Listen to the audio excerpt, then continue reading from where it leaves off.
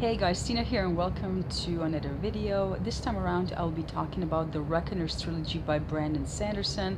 I'm not gonna give away any spoilers, so it's quite safe to watch. Now, The Reckoners is a young adult sci-fi trilogy that consists of Steelheart, Firefight, and Calamity, and in between Steelheart and Firefight there's a short novella called Mitosis. Now, I don't think it's absolutely necessary for you to read it, but it is a short, cute story, so, if you're reading a series, so why not be thorough? But yes, this is a story of David, who lives in a post-Calamity world. Calamity was an event in which people started getting superpowers, and instead of turning into heroes, they turn into villains, and they're called epics. Now, David, when he was 10 years old, he witnessed one of these epics called Steelheart kill his father, and ever since then he has dedicated his life into trying to find out everything possible about these epics, about their powers, their weaknesses, and he's quite an expert by now. He is 18 when we started the story, and he wants to join this group called the Reckoners, which is only such a group that is trying to fight the epics in the country, and he desperately wants to be part of that. He basically crashes one of their missions, and they're not thrilled about that, but they do listen to him because he has a secret. He knows a secret about Steelheart, and that is that Steelheart, despite the fact that he is supposed to be invincible, can bleed, and if he can bleed, he can be killed, and that's what is David's tickets into this Reckoners group. Now, David, as you can tell, is pretty determined. He has this one-track mind, and that is to kill Steelheart and get revenge for his father. And in pursuit of that, he doesn't think of the consequences of his actions. His whole view of the world is pretty black and white and nothing in between. And throughout these books, you see him grow up into this really mature young man, and I just enjoyed reading this whole story from his perspective. He's also very humorous. He has a hard time with metaphors. He's nerdy and awkward, especially when it comes to women. But yes, he's a really enjoyable character. There's also a bunch of other characters that we get to see, but we do not learn as much about them, or it depends on how relevant they are to the story, so you learn more or less about them anyways. The world building is one thing that Sanderson is naturally great at, and he has created this great world with really fascinating cities. One is encased in steel, one is underwater and has these great graffitis that light up during the night. One is made out of salt and is moving around, and it's all very crazy and fascinating. And as you read these pages, you just try to imagine what living in one of these cities would be like, and it's interesting, but I don't think you would want to do it long term. For me, it would be a bit stressful, but yeah.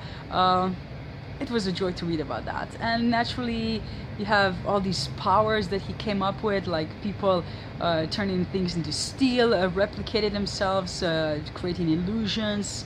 What else? There's an epic that can bring things from other dimensions, and it's also great. I mean, those are the powers. Some of them, yes, they're pretty common, but some are really new and fresh, and I love that. And as you would imagine with Brandon Sanderson, at least if you know his logic when it comes to magic and magic systems, there has to be rules and things have to be in balance, and that's why every epic has a weakness, and that's a way to bring him down, and those seem really random and crazy.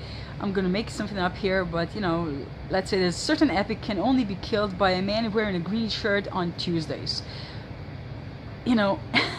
It's crazy, and Reckoners are trying to bring these people down, and they have a really hard time figuring these things out because they seem so random, and it's just a joy to read about them struggle and all that, and trying to figure these things out because it's really hard and basically impossible.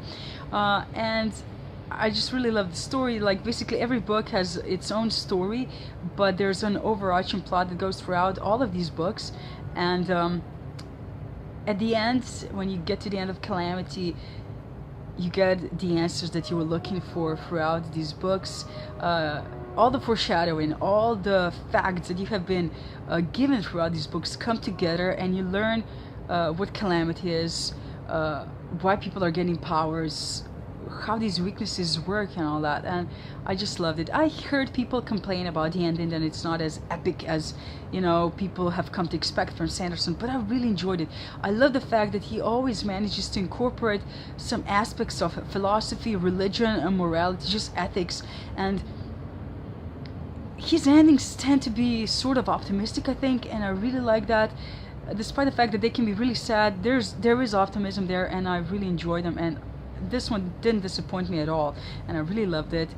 And I have heard him talk about next books in this world, and the premise sounds really fantastic of what he said, and I cannot wait to get more from this world.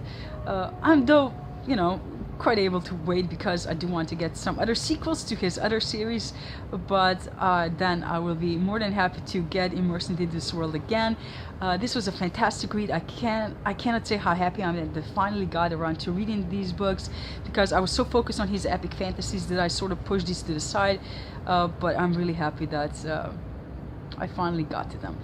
So this is a series that is really adventurous, funny, and just a joy to read, and I do recommend it. So yeah, I mean, I'm gonna stop rambling here. I hope this was helpful. Let me know down in the comments whether or not you are thinking about picking these books up, and thank you for watching, and see you in my next video. Bye.